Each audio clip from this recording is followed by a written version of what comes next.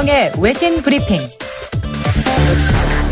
감사히 들어온 국제뉴스 정리해드립니다. 문희정 국제정치평론가 스튜디오에 나와 계십니다. 안녕하세요. 네, 안녕하세요. 네, 영국과 EU가 브렉시트 협의를 계속해서 진행을 하고 있습니다. 지금은 어떤 상황인가요? 이 영국과 유럽연합 측이 밤샘 협의를 벌였고 이 막판 합의는 불발됐지만 협상을 계속하고 있는 상황이어서 유럽연합 정상회의 기간 중 합의 초안 또는 정치적 합의가 이루어질 가능성이 있는데요.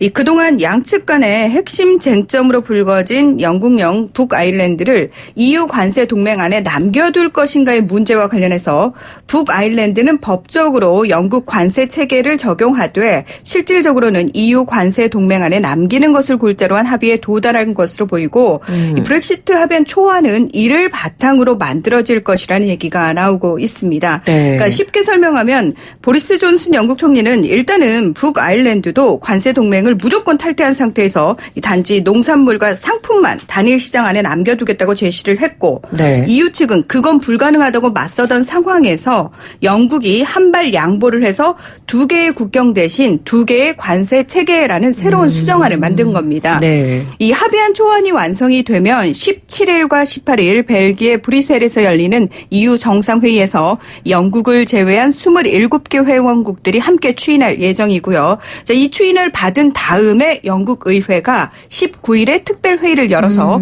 브렉시트 논의를 진행해서 승인 여부를 결정하는 절차를 거치게 됩니다. 네. 그러니까 합의안의 내용상 결국에는 존슨 총리가 EU 측에 좀 양보를 한 것 같은데 이유가 뭘까요? 그러니까 이에 대해서 영국 일간지인 가디언은 존슨 총리가 결국 노딜 브렉시트는 영국의 이익에 반한다는 사실을 인정한 것이다. 이렇게 분석했는데요. 네. 자, 이렇게 판단을 내린 정부 보고서를 입수해서 공개하기도 했습니다. 그 보고서 안에는 노딜 브렉시트 이후 화물 연착, 범죄 증가 등 심각하고 예측 불가능한 위기가 발생할 것이며 이는 영국을 혼돈으로 이끌 것이라고 분명히 적시를 하고 있는데요. 네. 문제는 EU가 합의안을 승인하더라도 과연 앞서서 그 테레사 메이 총리의 합의안을 3번이나 부결시킨 영국 네. 의회가 존슨 총리가 가져온 합의안을 승인할 것인가? 이 부분이 확실치 않다는 점입니다.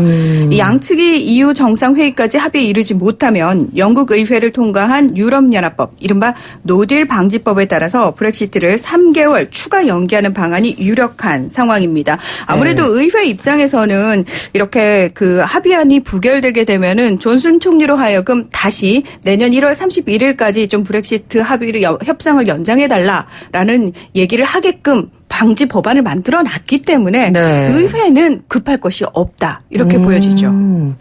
그렇군요. 저희가 또 이 관련 내용은 내일 또 영국 현지를 연결을 해서 분위기를 전해드려 보도록 하겠습니다. 브렉시트 혼란 계속해서 이어지는 분위기고요. 자, 다음 소식은 이 러시아가 드디어 이 터키의 쿠르드 공격에 대해서 공식적으로 이야기를 하기 시작했죠. 그렇습니다. 이 쿠르드 측이 시리아 정부와 손을 잡으면서 시리아 정부를 지원하고 있는 러시아가 과연 어떤 식으로 개입할 것인지가 관심이 주목됐었는데 네. 이 현지 시각으로 15일 러시아 국방부는 러시아 헌병 부대가 만비즈 북서부에서 시리아 정부군과 터키군의 경계를 따라서 순찰을 계속하고 있다. 이렇게 공식적으로 밝혔습니다. 또 터키군과 협력하고 있다는 말도 덧붙여서 이미 터키와 조율을 마친 상황이라고 할 수 있는데요.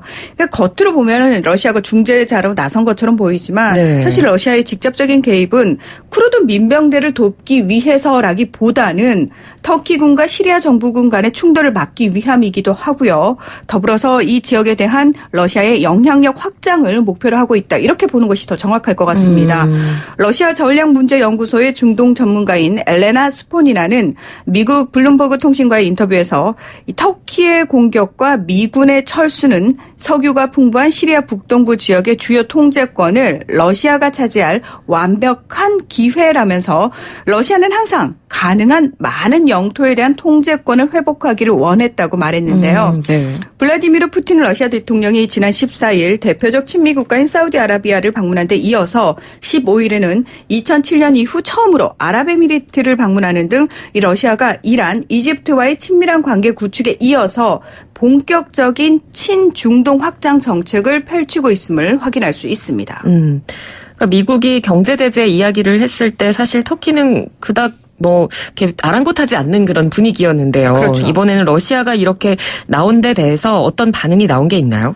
이 미국을 향해 직접적으로 휴전은 없다고 분명히 선을 그은 터키의 레제프 타이이프 에르도안 대통령은 15일에는 러시아의 푸틴 대통령과 전화 통화를 한 것으로 밝혀졌는데요. 네. 그러니까 이 통화에서 터키군과 시리아군 부대 간의 충돌을 방지할 필요성 등에 대해서 논의를 하고, 그러니까 일단 서로 교전하지 않겠다라고 얘기를 하고, 네. 시리아의 영토적 통합성 유지에 대한 의지를 재확인한 것으로 알려졌습니다. 그러니까 다시 말해서 어디까지나 터키가 시리아 국경을 넘어온 거거든요. 그렇죠. 그러면 네. 시리아 정부 입장에서는 자칫 잘못하다가는 터키에게 나라를 사실 영토를 빼앗길 수도 있는 상황이기 때문에 아마도 러시아 측에 이 부분에 대해서 굉장히 강력히 요구를 했을 겁니다. 그리고 네. 러시아 측이 터키를 자제시키는 방향에서 일단 시리아 영토는 건드리지 않는 방향으로 합의점을 찾아가자 이런 식으로 얘기를 했을 가능성이 높습니다. 네. 이 푸틴 대통령과 에르도안 대통령이 이 추가적 논의를 위해서 오는 22일에 이 러시아에서 만날 예정이다. 이런 보도가 지금 나온 상황이고요. 네네. 그러니까 조심스럽게 예상을 해본다면 그러니까 터키가 밝힌 것처럼 시리아 국경을 따라서 길이 480km, 폭 30km의 안전지대를 만들어서 터키로 넘어갔던 시리아 난민 수백만 명을 이주시키려 하는 계획에 대해서 이 러시아가 시리아 내 5에서 10km까지만 진입을 허용해주는 조건에서 휴전을 하는 방안을 타협안으로 내세우지 않을까 싶습니다. 네. 이 사실 북대서양 조약기구에 나토에 속해 있으면서도 러시아로부터 S-400을 도입하고 밀접한 행보를 이미 해오고 있는 터키 입장에서는 러시아와 각을 세울 이유가 전혀 없는데요. 네. 따라서 결국엔 터키는 쿠르드와 터키 사이의 완충 지대를 어느 정도 확보함으로써 견제의 목적을 달성하고 자 러시아 입장에서는 중동 전역의 영향력을 확장할 수 있는 기회입니다. 네. 자 시리아 입장에서는 통제력이 미치지 못했던 쿠르드 자치 지역을 손에 넣을 수 있게 되는 이득을 얻게 됩니다. 자 반면에 쿠르드는 자치지역과 자치권도 꽤 잃게 되고 또다시 독립국가의 꿈도 물거품이 되는 등 민족의 아픔만 더하는 비극을 맞게 될 가능성이 더 큰 상황이다. 이렇게 볼 수 있습니다. 네. 뭐 역사적인 배경에서 봤을 때도 항상 늘 주변 국가들만 이익을 챙기고 네. 쿠르드족은 항상 피해를 보는 그런 상황이었는데 이번에도 또 그런 상황이 반복될 수밖에 없는 그런 상황이네요. 네, 그렇습니다. 안타깝습니다. 이번에는 트럼프 미국 대통령과 관련된 소식도 있네요. 네, 그렇습니다. 트럼프 대통령이 일을 맞았어요. 이거 박수 쳐줘야 되는 건가요? 예, 우리가 보통 천일. 예, 천일 기념하잖아요. 네. 예. 자, 현지 시각으로 16일 취임 천일을 맞은 도널드 트럼프 미국 대통령에 대해서 아니나 다를까 축하의 의미로 이 미국 언론들이 관련 보도들을 내놨는데요. 네. 자, 트럼프 대통령이 백악관을 제외하고 가장 많은 시간을 보낸 곳 어딜 것 같습니까? 글쎄요. 네, 골프장입니다. 이분 골프 광이시잖아요. 네, 사실 오바마 대통령이 집권 당시에 골프장 간다고 할 때마다 트럼프 대통령이 대놓고 막 비판했었거든요. 네. 그러니까 왜 그렇게 골프장을 자주 가냐. 근데 트럼프 대통령의 경우 오바마 대통령보다 훨씬 지금 자주 가고 있는데 1000일 중에서 238일을 골프를 치며 보냈던 것으로 집계가 됐고요. 거의 뭐 5분의 1가량. 예, 그렇죠. 4분의 1 정도를. 네, 4분의 1을. 그리고 네. 취임 후 올린 트윗은 만여 개, 그리고 트위터 팔로워 수는 취임 직전에 거의 2천만 명 정도였다면 네. 현재는 6,579만 명 정도로 3배 이상 늘어난 것으로 나타났습니다. 네. 특히 워싱턴 포스트는 트럼프 대통령이 취임 후 13,000번이 넘는 허위 혹은 오도 주장을 했다면서 바닥이 안 보이는 피노키오다 이렇게 조롱을 하기도 했는데요. 그러면서 거짓 주장의 20%가량이 그의 트위터 발언이라고 밝히고 10명 중 3명, 즉 트럼프 대통령의 열렬한 지지자들만이 대통령의 말을 믿는다는 여론조사 결과를 덧붙이기도 했습니다. 네. 저는 이런 걸 다 세는 언론도 참 대단하다고 생각합니다. 네. 예. 한편 탄핵과 관련해서 법적 절차를 문제 삼는 백악관에 대응해서 탄핵 조사 개시 승인 표결을 검토해왔던 미국 민주당은 관련 결정을 보류했다는 소식이 나왔는데요. 네. 이 앞서서 지난 8일 페시폴론 백악관 법률 고문이 하원의 공식 승인 없는 탄핵 조사는 헌법적으로 무효라면서 이 미국 역사상 하원이 과반수 동의를 얻지 않고 대통령 탄핵 조사를 개시한 적이 없다 이렇게 주장을 했죠. 그래서 이제 민주당 입장에서는 자 그러면 투표를 좀 해서 명분을 만들어야 되나? 라는 생각을 했었는데 네. 이 민주당 입장에서는 만약에 투표를 하게 되면 마치 탄핵 절차를 백악관이 주도하는 모양새가 될 수도 있음을 경계를 할 수밖에 없고요. 네네. 또 한편에서는 그렇다고 해서 투표를 미루거나 하지 않게 되면 탄핵에 대한 관심도 자체가 떨어질 가능성이 커지고 이미 주요 관련자가 협조하지 않겠다고 밝히는 등 백악관과 공화당의 저항도 만만치 않을 것으로 보여서 지금 민주당이 약간 진퇴양난에 빠진 상황이라고 할 수 있습니다. 네. 뭐 어찌됐건 취임 1000일을 맞은 트럼프 네. 대통령 혹시 뭐 1000일 자축 트윗은 이번에 안 올렸나요? 예, 그건 안 올리는 걸로 보입니다. 지금 그럴 궁금하네요. 수가 없는 게 너무 상황이 그렇다 보니까. 크루드 문제도 그렇고 북미 정상회담도 그렇고 이렇게 외교적으로 쉽게 지금 풀리지 않고 있기 때문에 네. 예. 그 부분만큼은 또 트럼프 대통령도 좀 자중하는 분위기네요. 네. 자, 바람잘 날 없는 트럼프 대통령의 1000일이었습니다.